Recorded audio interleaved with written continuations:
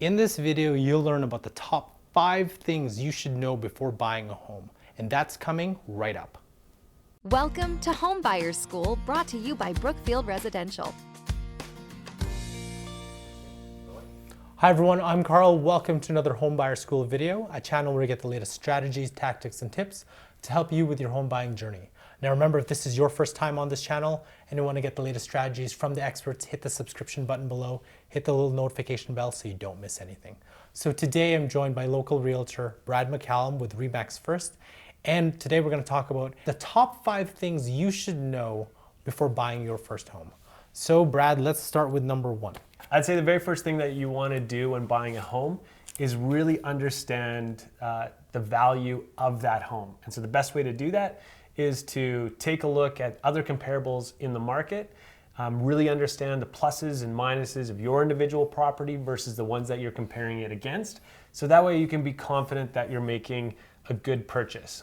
Because it's easy to fall in love with a home. Yes. And overlook maybe some of those basic fundamentals of a good purchase. So when you talk about comparables, do you mean comparables, say, from a home, let's say across the block, in the same location, the same size, the same product type? Yeah, so there's a whole bunch of things that we do to compare two properties, because obviously no two properties are completely identical, and sellers will often say, yeah, but like our yard is a little bit bigger, or our square footage is a little bit bigger.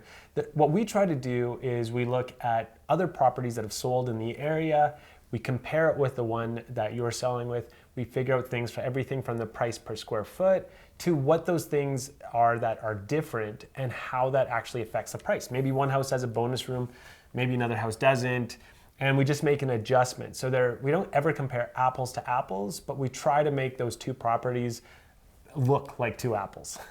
So number 1's comparables. How about number 2?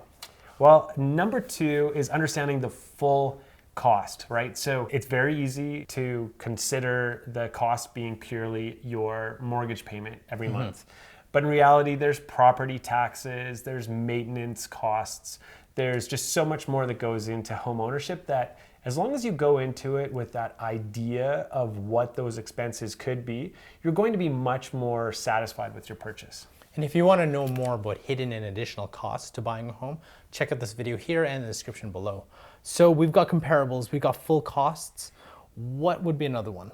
Another one is location. So you really want to consider the intrinsic value of one home's location versus another. Is one on a busy street? Is one got that south-facing backyard that you've been looking for? Is it close to a park? Is it maybe close to a school? Is it going to be noisy? Is there nice amenities nearby? Those are the kind of things you really want to keep in mind. And that comes from really kind of understanding what your future needs are. And I think that's one of the things we're probably going to touch on here in a second. For sure. But there's one tip I always heard in terms of location is actually maybe do a drive from that property during rush hour. Yeah. Right? Yeah. Actually check it out. Like, see if that commute is actually how long you prefer it to be. It's a very good point. It's easy because lots of times when we're out with our clients and looking at homes, it's a Saturday afternoon, it's a Sunday morning, it's an evening, it's a sleepy time of the day, right? That's when people are able to actually go out and look at properties.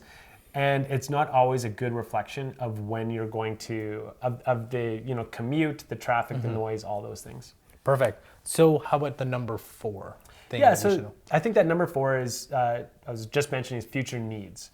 And so a lot of times it's easy to kind of fall in love with the life we want to live right now. So we buy that, that cool loft apartment downtown, and then we realize, oh wow, okay, I also want to get married, or I want to have kids, and the purchase that you made tomorrow is not going to suit your needs a year or 2 or 3 years from now. And the way to win in the real estate market is to really buy and hold, right? There's costs with moving and flipping properties and all those sorts of things. So you really want to think of the life that you want to be living 2, 3, 4, 5 years from now, and find something that's at least going to meet some of those needs. That way you can really make a purchase that you're not going to regret just a little bit down the road. It's kind of tough to see where you will be in 3, 4, Definitely. 5 years, but at least have that kind of thought Yeah. as you go into it, right? Exactly. Just have the conversation with yourself. And oftentimes you might find that it ends up guiding you a slightly different direction.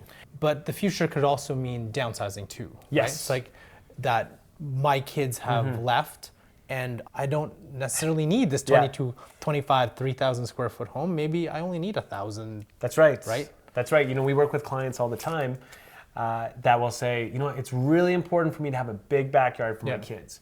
And their kids are 7 or 8. Yeah. And the reality is they're looking for their forever home. Yeah. And those kids are going to play in that backyard for maybe a few more years. Yeah. And you're going to buy them an iPad, and then that backyard is going to get unused. Yeah. No, the reality That's is, true, though, yeah. is that those things change. Or same Yeah. thing, you buy this large home, and you've got teenage kids, and they have friends, and 5 years down the road, those friends and those teenagers are now off in college or have got their own apartments, and you're left with this space that is way more than you need. So let's go to our number 5 thing that you should know when buying a home for the very first time.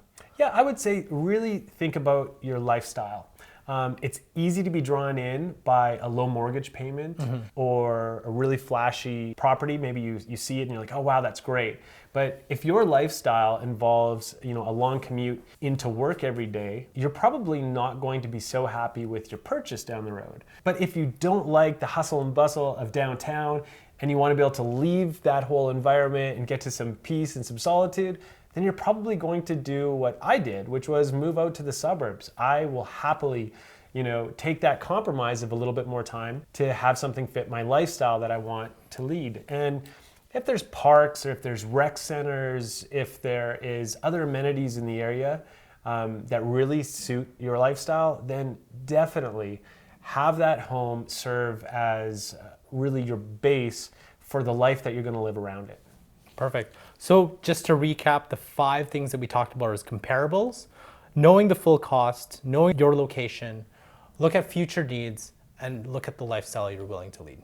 So the question of the day I have for you is, do you have any additional tips for everything that we should know when buying your first home? Let us know in the comment section below. So if you want to know more about buying a home, check out these playlists here, as well as don't forget to subscribe, and I'll see you in our next video.